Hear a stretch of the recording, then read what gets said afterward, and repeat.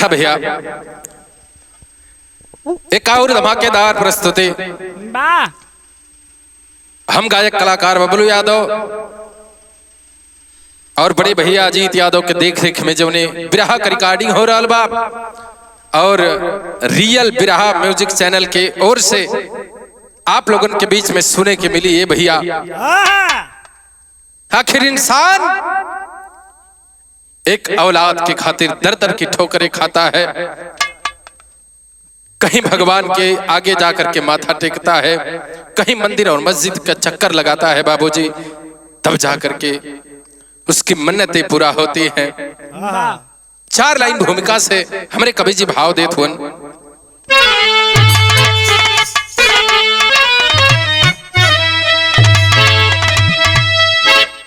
है औलाद अपने कलेजे का टुकड़ा, चाह में इसके पत्थर हवन खाता है, नूर बनकर निगाहों में बसता सदा, गम से फौला भी नीर बन जाता है,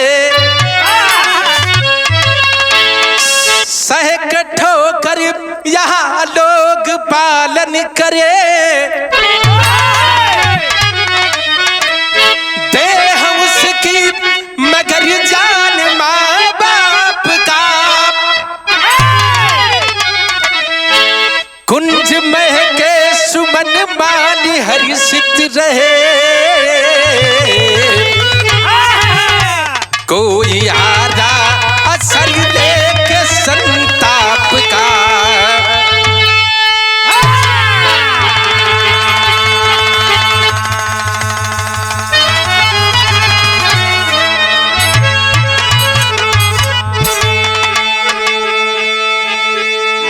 भैया हो औलाद का दुख ओ माई बाप से पूछल जा, जेकर गोद में भगवान औलाद ना दिले हन, माई बाप का होलन ओ औलाद से पूछल जा, जौने औलाद का माई बाप असमय छोड़ के चल गए हन, वो औलाद के दिल से पूछी दर्द का होले।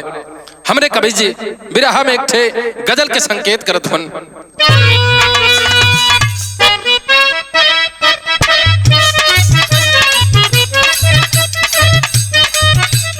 कौनो दिल फेंक आशिक कहले रहे अपन दर्द बयां करत था, मुझे दर्द दिल का पता न था, मुझे दर्द दिल का पता न था, तूने प्रेम का रोग लगा दिया, तूने प्रेम का रोग लगा दिया, तूने प्रेम का रोग लगा दिया।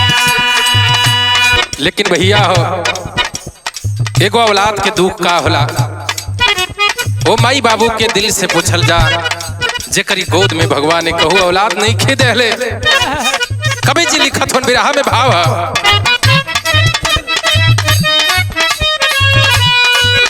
कहीं भगवान करते खता नहीं,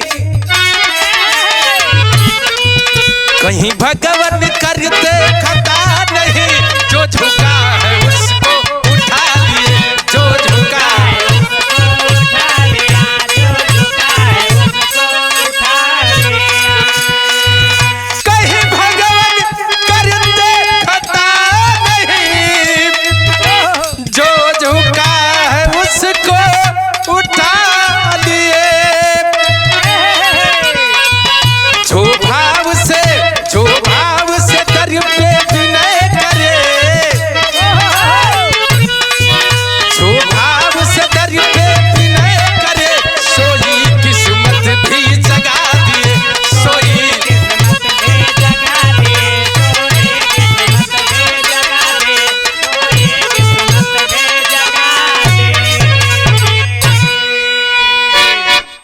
आखिरकार एक छे औलाद खातिर एगो माई बाप का होलन। कवि जी हमारे कहानी का शुरुआत में भाव देत हुवन।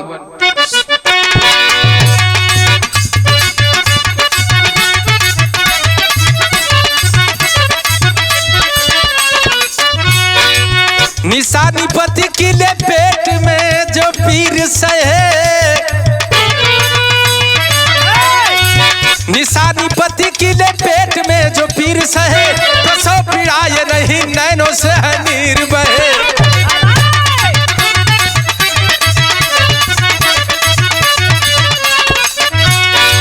प्रांत यूपी का लखनऊ बाईपास जहां, प्रांत यूपी का लखनऊ बाईपास जहां, गीता संदीप का यह टूट है विश्वास जहां।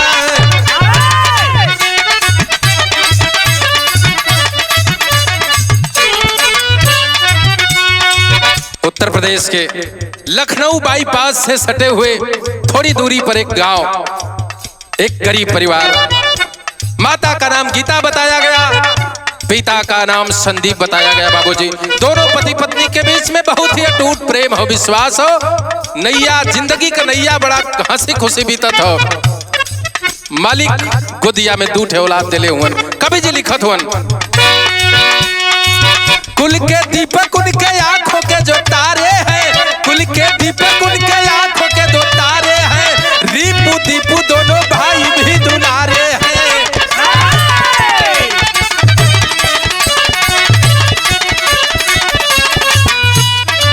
साथ में पढ़ते साथ ही में खेला करते थे,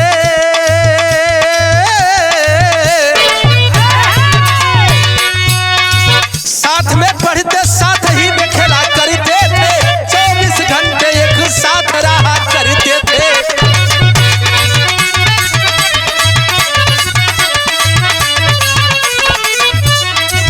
पता का खुशियों पर कब गम की बदरी छाएगी,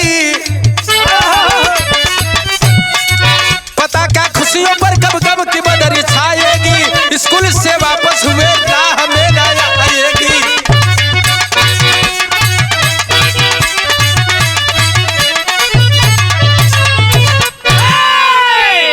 माई बाबू के बीच में दूठे औलाद, दोनों बचपन में बड़ा प्रेम हो।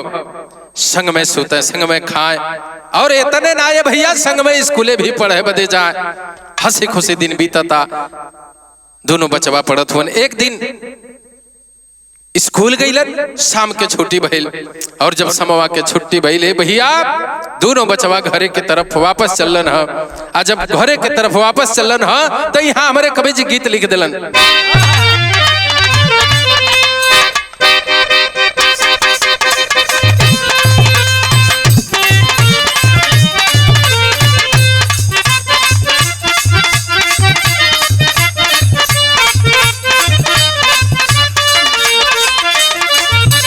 देखा भैया हमारे मास्टर कौनो गीत के संकेत करत हवन।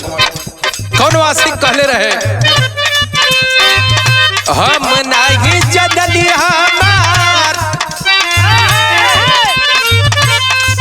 हम नहीं जनली हमार, जिंदगी ऊपर दिलवा तू ही जानबू।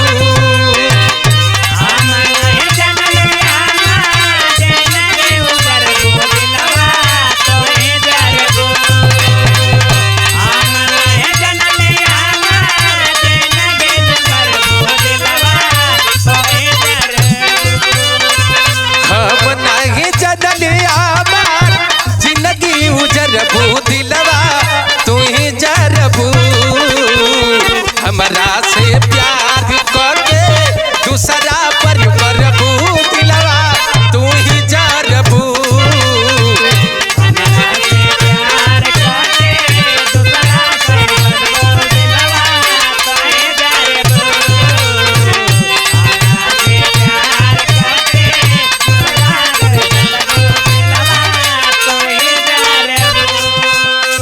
लेकिन ए भैया दोनों बचवा स्कूल से छुट्टी भइले घरे के ओर चललन, लेकिन घरवा माई बाबू इंतजार करत हो। बचवा भी पहुंचलन ना। अब बचवा जब ना पहुंचलन तो होत है का, घर ये नागी आइले बेटा, घर ये नागी आइले बेटा, पढ़ल पढ़ता सा माई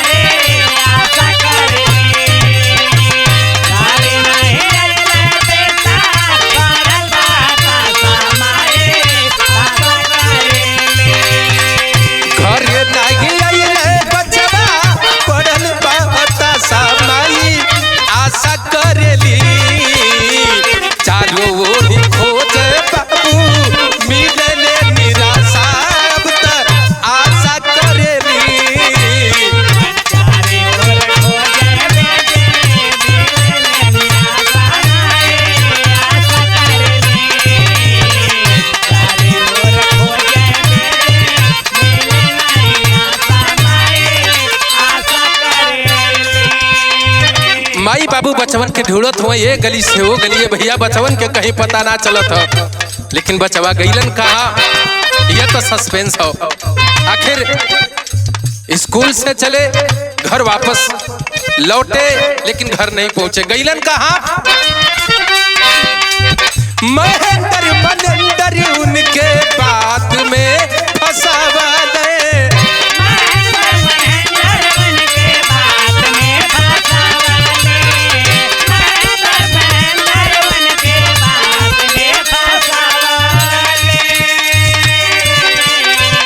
लेके बनारस अइले खूबे बहकवले।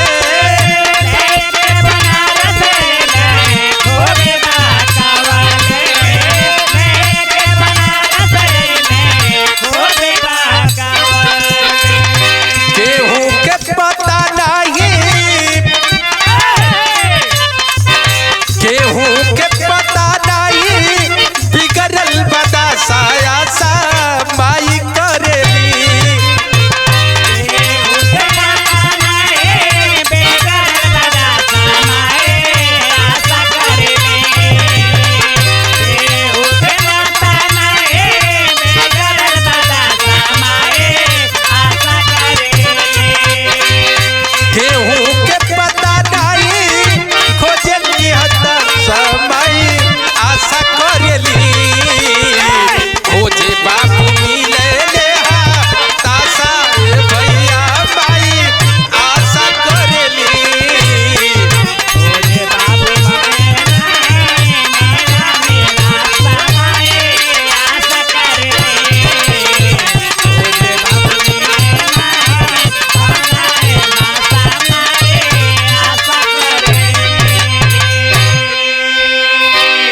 बतावल गईले भैया, माई बाबू तब बचवन के तलाश करत हन। लेकिन जब स्कूलवा से घरवा के ओर लौटत रहलन बचवा, दूठे कमीना पापी बचवन के रास्ते से ही उठा लेलन और उठा करके ले जा करके बच्चों को कोठरी में बंद कर दिए।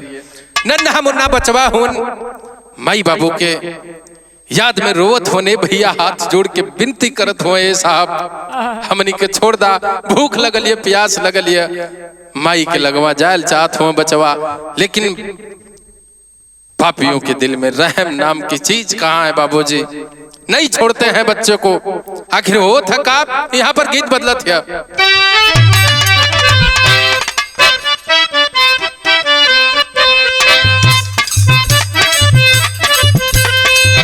राह बनाई हवा हमारे भैया के बोलवाई दाहो।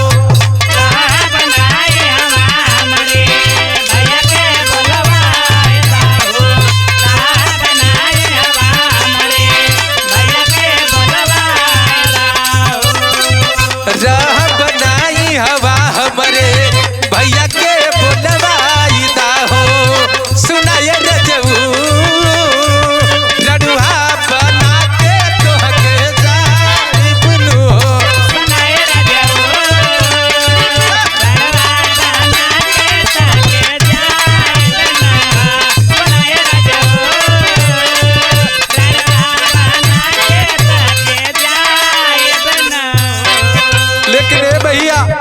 आज मासूम बचवा छटपटात हुआ, रोवत हुआ, माई बाबू के खोजत हुआ। लेकिन पापी करत का हुआ रो बचवन के साथ में। अब अरे कभी लिखत हुआ कैसे भैया, रो बना कर पापी करती रदैया हो।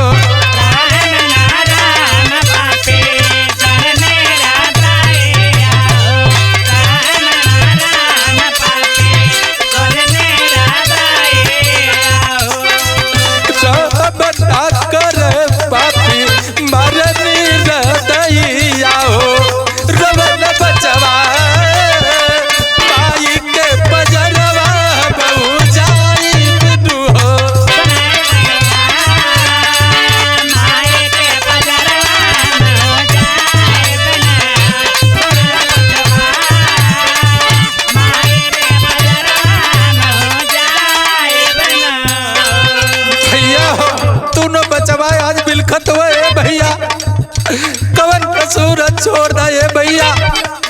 लेकिन पापी मानने के लिए तैयार नहीं है और करते हैं क्या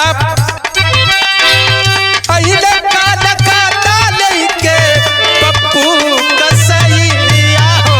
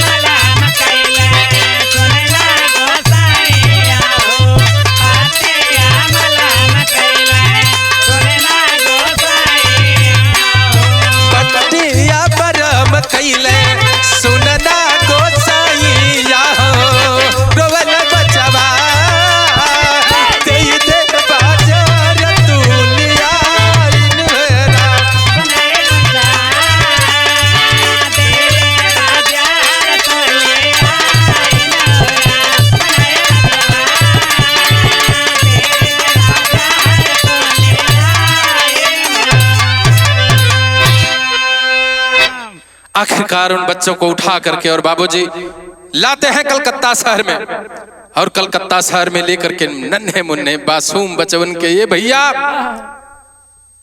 बड़का भैया का पैर काट दिलन हपाइज हो गल छोटका भैया का ये भैया अखिया निकालल चाहत हो छोटका भैया हथवा जोड़ के रोवत कलश हे भैया कौन कसूर है ये भैया काहे ऐसा सजा देत हुआ कलन कोई कसूर नहीं है तुम्हें एक काम करना होगा कलश काम कुछ हो करवाला ये साहब लेकिन ऐसा सजा मत दा हमारा किया मत थोड़ा लेकिन दया नाम की चीज कहाँ है बाबूजी आखिर फिर हुआ क्या तेरी में भाव लगा था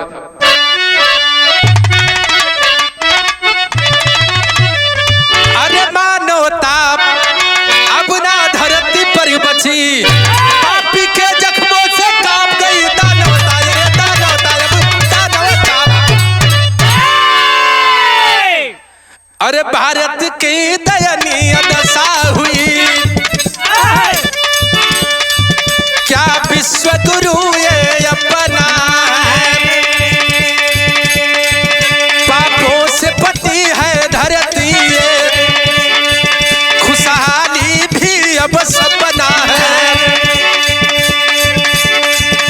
भिखारी बनाते बच्चों को ये दया की दरिया सूख गई ईमान बेचते पैसे पर ईमान बेचते पैसे पर दुनिया की किस्मत लूट गई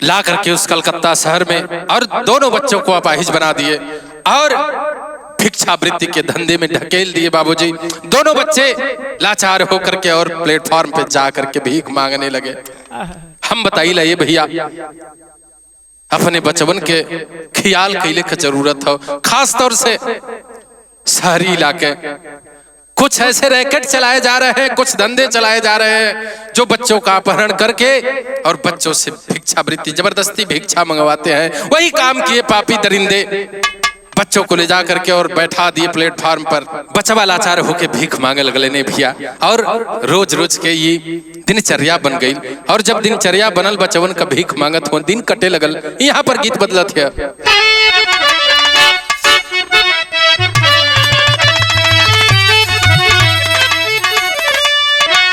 अरे रतिया भल मुआद हुए कारी तरकारी खातिर रतिया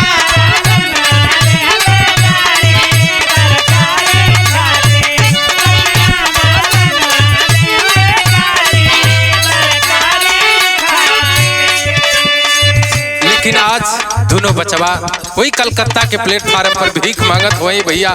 दिन कटे लागल भई लका लिखत हुए कपलबा धरतिया गगनवा कपलबा धरतिया गगनवा नयनवा बरसे कपलबा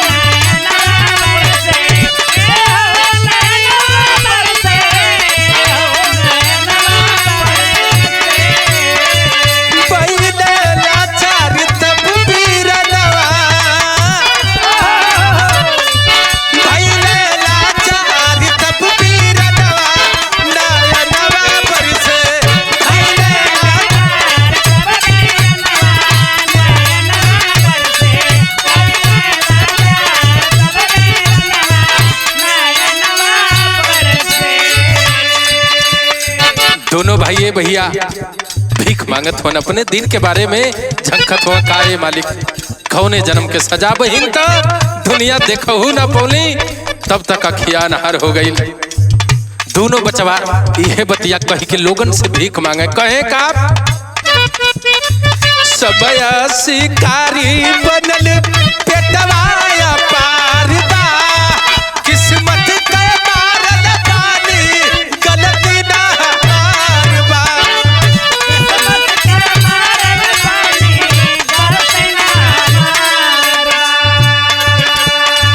भुखिया से छछने परनवा भुखिया से छछने परनवा नयनवा बरसे भुखिया से छछने परनवा नयनवा बरसे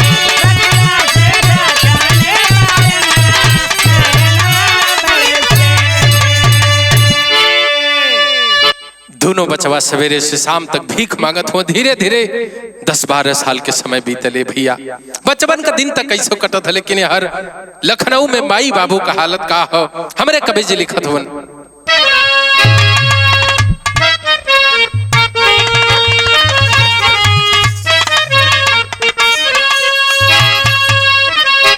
अरे माई बाबू के दिनवा माई बाबू के दिनवा होला नहीं पार हो माई बाबू के दिनवा होला नहीं पार हो माई बाबू के दिनवा होला नहीं पार हो देख के काहे छीन लिहल हमसे करतार हो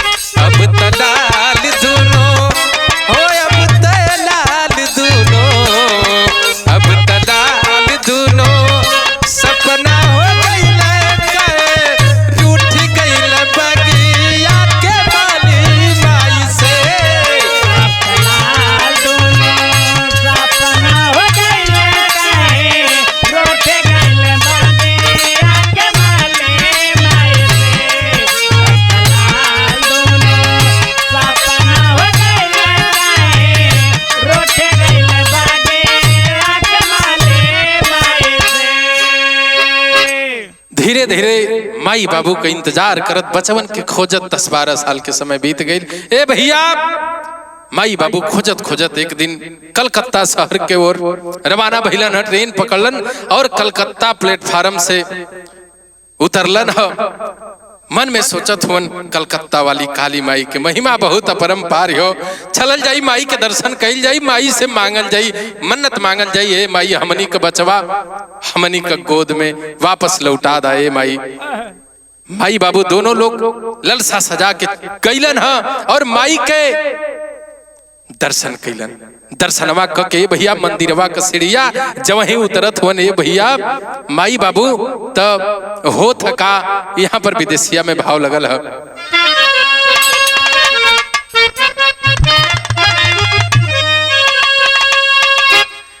काली कलकत्ता वाली बन जा सहैया हो, गीता संदीप दोनों करलन गोरिया। दर्शन के गीता जब की उतरत रहली सीढ़िया से, अखिया से देखली हो अनर भिखरिया। दोनों पति पत्नी मंदिर की सीढ़ियां उतर रहे हैं। सीढ़िया के नीचे आइलन है, दो गो बचवा भीख मांगत देखा गइलन। ए भैया बतावल जला आंख धोखा खा सकेले, लेकिन एगो माई के ममता कबहू धोखा ना खाले। माई के बचवन में आपन बचवा नजर आवे लगलन। माई का ममता जागल हो। माई करत का है, अरे ये गो का पैर नाही एको के नजरिया हो, अखन बखियाई पता पूछली मैरिया। माँ दोनों बच्चों के पास जाती है, कुछ खाने के लिए देती है। बचवन से पूछे लगल कहाँ घर हो, कहाँ द्वार है, माई बाबू के का नाम है। बचवा लाचार हुन, छोटका भैया बतावत है, ये माई कहाँ घर द्वार है, के हमके पैदा केलस, के माई बाबू है। इशारा करत है, बचवा कहलस अरे बाबू संदीप गीता माई मारी रहली हो, अरे खुशी परिवार रहले वही लखनऊ सारिया। बचवा बतावे लगल हमार घर लखनऊ बाईपास से कुछ दूरी पर पड़ेला। हमारी माई के नाम गीता और हमारे बाप का नाम संदीप है। माई जौने समय बचवा के तनी बतिया सुनली ददाई के दौड़ल है, बचवा के छतिया से लगाई के रोवे लगली, चूमत है, छाटत है। ए भैया जैसे गैया बछरू से लिपटा जाले, माई अपने बचवा से लिपट के प्यार करत है और कहत है, हे लाल इतना दिन तक हमसे दूर काहे है भैला। माई एक इशारा करत है, पापट में भाव लगल।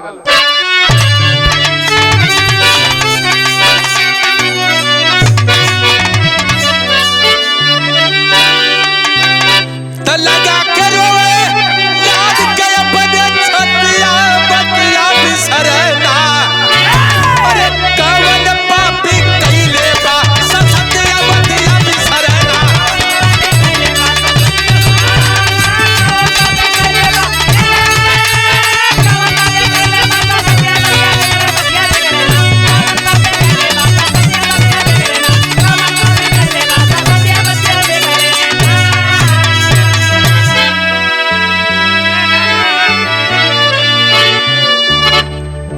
अरे दोनों बचवन के खिलल बाप फिर से देखा मनवा हो, काली माई लौटा देहली हमारा के मरधनवा हो। तब पूछे बाबू भाई बा दुर्गतिया बतिया बिसरना, टटिया में ऑफिस गइल दे बतिया बतिया बिसरना।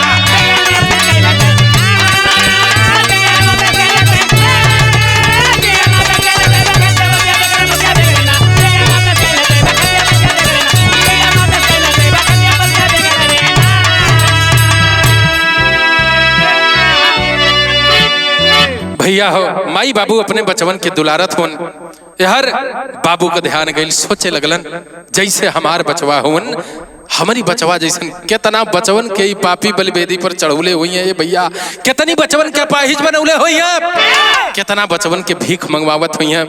इन्हन के कानूनी सजा दियावल जरूरी है। बहुत पहुंचते हैं, बगले में डीएम साहब का ऑफिस रहल, जाकर के डीएम साहब से लिखित एफआईआर करवाते हैं। और जब लिख के दिलन ना डीएम साहब के, तुरंत थाने पर सूचना आती है। लेकिन जब थाने पर सूचना आयल, प्रशासन के लोग आए हैं, तब भइल का आल्हा में भाव है,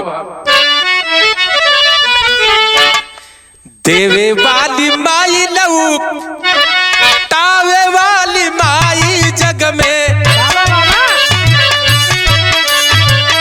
माई आज सुन ले हली माई के पुकार।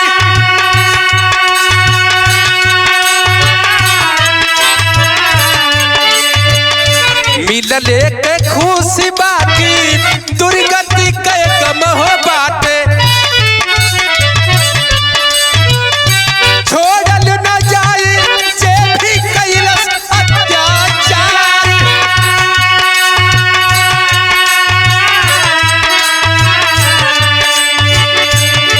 माई बाबू बचपन के पाके एक तरफ दिल में खुशी हो, लेकिन दूसरे तरफ गम भी हो। गम ये बात का बचपन का माई बाप के जीते जी इतनी बढ़ियार दुर्गति कैल गई, आखिर कवन पापी ऐसन कैलस? अगर ऐसन कईबो कैलस तो कि कतई माफ ना कैल जाई।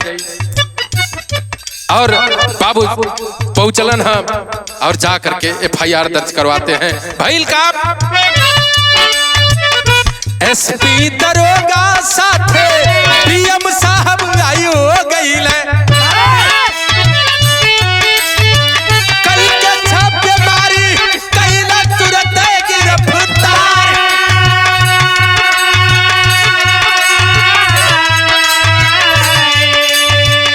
पापी पकड़ैले सरगना के पतवा लागल, महेंद्र मनेंद्र दोनों अइले हो बुखार।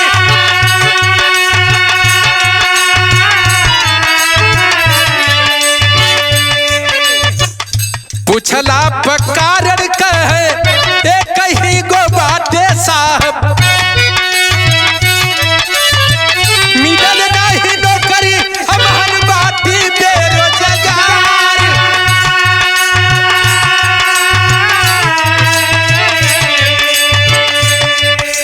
आखिरकार प्रशासन के लोग जब सक्रिय होते हैं, उठाया गया। और जब दोनों पापी महेंद्र और मनिंदर जो बच्चों का अपहरण करके लखनऊ से कलकत्ता लाए थे, जब उठा करके पुलिस कड़ाई से सख्ती से पूछना शुरू करती है, तब कलन है साहब हमहन का कोनो दोष ना है, एमन पूरा दोष ये निकम्मी सरकार कहो, जकरे बदौलत हमहन पढ़ लिख के भी बेरोजगार घूमत है।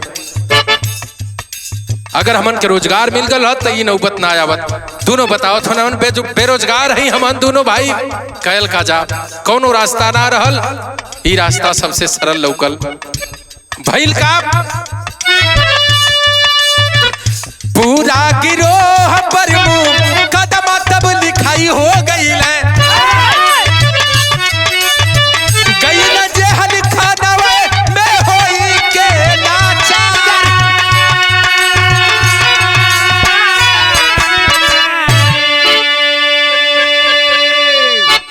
मेरे बिरहा गाने तक दोनों पापियों को ले जा करके और कलकत्ता के जेल में बंद किया गया। पुलिस के पूछने पर मुख्य कारण बेरोजगारी बताया गया। सोचने का विषय है, देश का पढ़ा लिखा बेरोजगार युवा आखिर करे तो क्या करे। लेकिन मैं ये नहीं कहता कि ये सही है, ऐसा नहीं होना चाहिए। अगर पढ़ लिख करके हम बेरोजगार हैं तो कोई और रास्ता, अच्छा रास्ता भी चुन करके और रोजी रोटी कमाया जा सकता है। जरूरी नहीं है कि किसी के लाश पे चढ़ करके अपनी रोजी रोटी अपना पेट भरा जाए, ये गलत है, ये सरासर गलत है। ऐसा समाज में नहीं होना चाहिए। आखिरी लाइन में भाव है,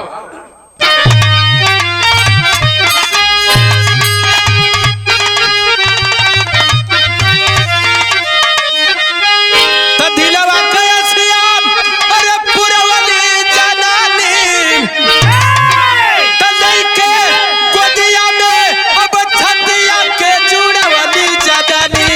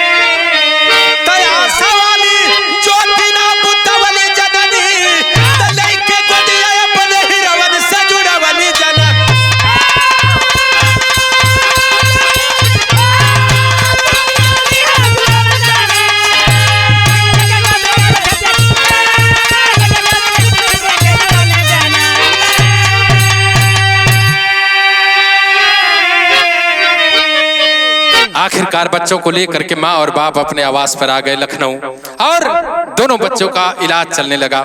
हुआ क्या,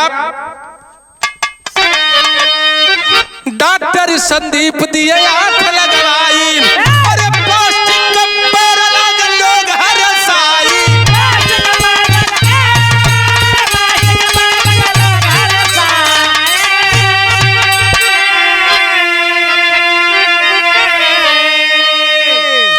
तब बचवन के खूबे बदुलर वाली जननी, तले के गोदिया में छतिया के जुड़वली जननी।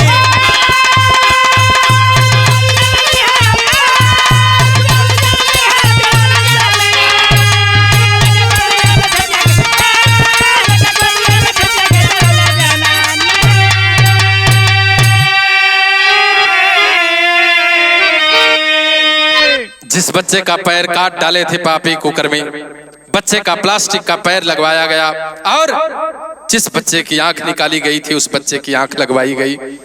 दोनों बच्चे हंसी खुशी अपने परिवार में, माई बाबू का मनसा पूरी भइल, और सोचे लगलन धन्य है काली माई का महिमा जे करे, दर्शन के बदौलत हमन का मन्नत फिर से पूरा भइल और हमनी का गोदिया फिर से हरी भरी हो गई। आखिरी लाइन में भाव है, गुरु बिहारी गुरु गणेश गुरु राम लाल नरेश राम